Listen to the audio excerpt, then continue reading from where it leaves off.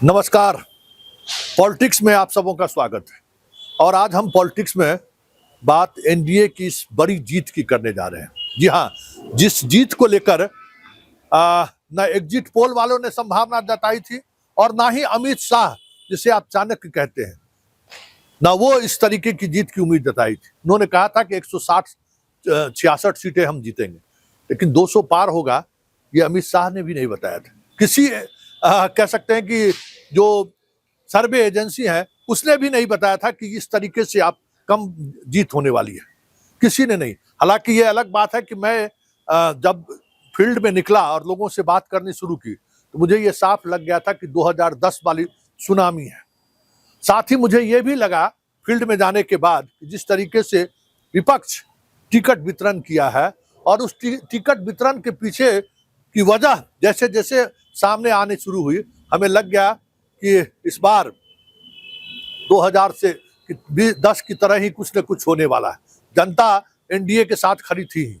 साथ ही इस जीत के पीछे जिसकी हम चर्चा करने जा रहे हैं, सब कुछ अपने अपने तरीके से लोग कह रहे हैं। महिला वोटर, जैन जी, सारे लोग, सबों का समर्थन मिला एनडीए को। लेकिन इस जीत के पीछे एक और भी वजह है, और वो वजह है वो अदृश्य ताकतें जिसके सहारे बिहार की सियासत को जबरदस्त तरीके से साधा गया है।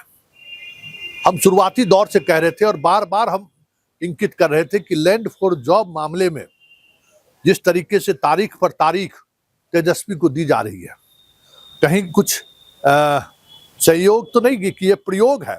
तारीख चुनाव से शुरू होने से पहले तारीख, रिजल्ट निकलने से पहले तारीख, और फिर रिजल्ट के बाद नई तारीख। ये सारी बातें ऐसी दिखा रही थी कि जैसे कुछ न कुछ अंदर खाने में या कोई ताकत है जो इस बात को लेकर कुछ डील कर रहा है, और उसका असर भी दिखा। आरजेडी के टिकट वितरण को लेकर जो चीजें सामने है, जरा गौर करिए क्या स्थिति है, किस तरीके से टिकट वितरण किया गया। खास तौर पर कांग्रेस को किस तरीके से निपटाने की कोशिश हुई।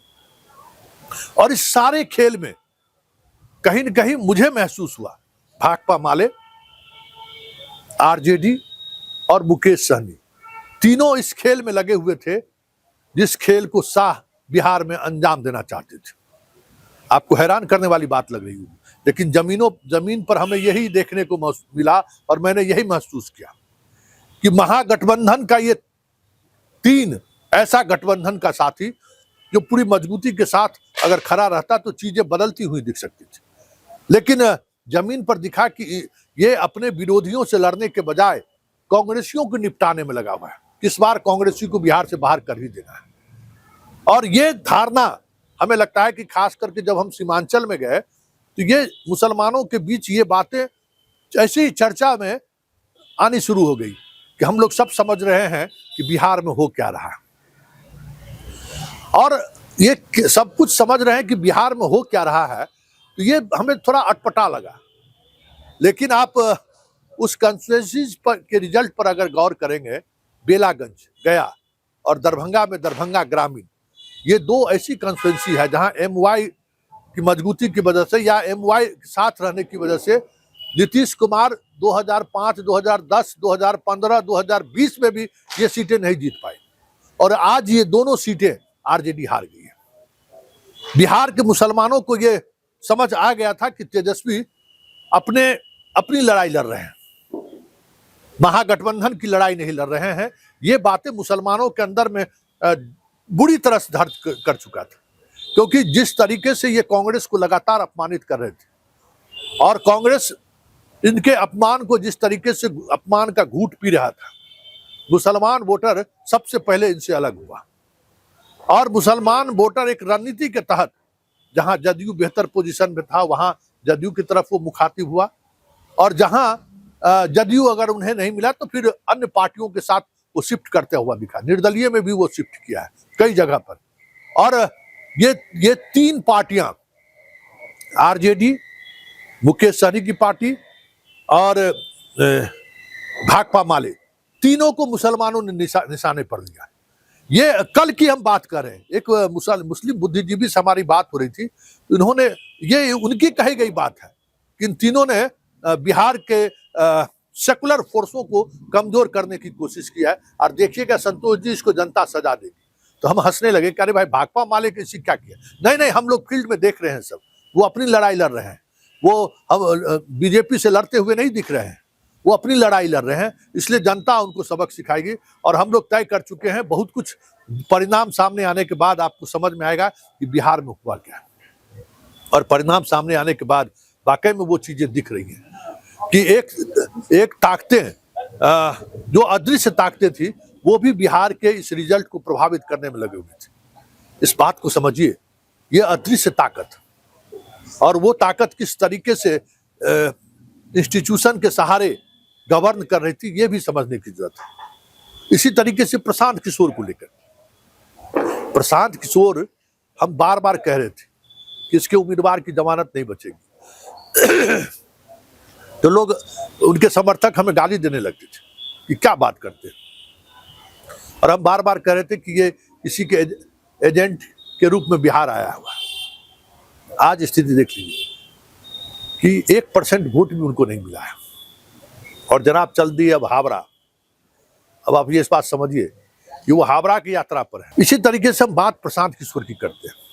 प्रशांत किशोर को लेकर मेरा शुरुआती दौर से ही ये मानना था कि ये बीजेपी के बी टीम के रूप में काम कर रही है, और इसके कई लक्षण भी दिख रहे थे।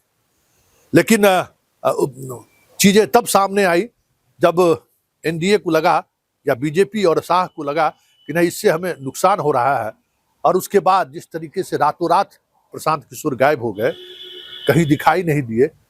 देख लीजिए परिणाम, किस तरीके से उनके मैदान, एक 233 उम्मीदवारों का जमानत जब्त हो गया 238 में। हम शुरू दौर से कह रहे थे कि जनता सब कुछ समझ रही है। और जन सुराज को लेकर भी जनता ये समझ गई थी कि ये सब लोग पर्दे के पीछे किसी के लिए काम कर रहे हैं, और हमें उसकी सजा देनी है। और उसी सजा देने में भाकपा माले की भी ये दुर्गति हुई जो आज तक कभी नहीं हुई थी। आरजेडी का तो जो हश्र हुआ सो हुआ ही, और मुकेश सहनी साफी हो गए। प्रशांत किशोर कहीं के रहे ही नहीं, चले थे 25 पर निपटाने के लिए नीतीश कुमार को। तो ये अदृश्य ताकतें हैं जो इस जीत में अहम भूमिका निभाई है। इस है ना कि सामने वाले जो योद्धा हैं जो हमसे लड़ाई लड़ेंगे, उसकी आधी ताकतें ले ली उन्होंने। उस ताकतों को लेने के लिए जो एजेंसियों का इस्तेमाल होना चाहिए था, उस एजेंसी का इस्तेमाल वो करते रहे। और जब भाई योद्धा आप जा रहे हैं युद्ध के मैदान में, या आप पहलवानी कर रहे हैं, कुश्ती लड़ने के लिए जा रहे हैं, और आपके दिमाग में है कि हमें ये कुश्ती हारना है, तो आप क्या करेंगे? पहले आपकी जो ताकत है, आपकी जो कौशल है, उसको कमजोर करेंगे। आपका जो दाव है, उस दाव को आप कमजोर करेंगे।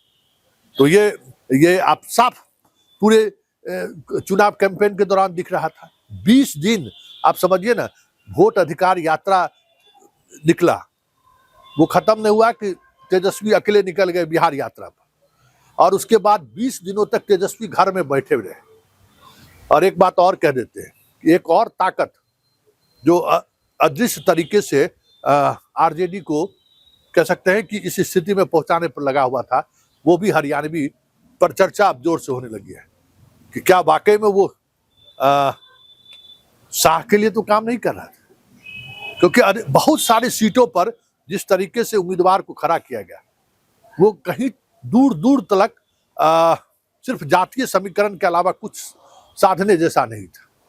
तो आप कह सकते हैं कि ये मैंडेट जो जनता के सामने है, इसमें जनता की भागीदारी तो है ही, साथ साथ उन तमाम एजेंसियों की भी भागीदारी है जो आजकल देश की राजनीति चलाती है।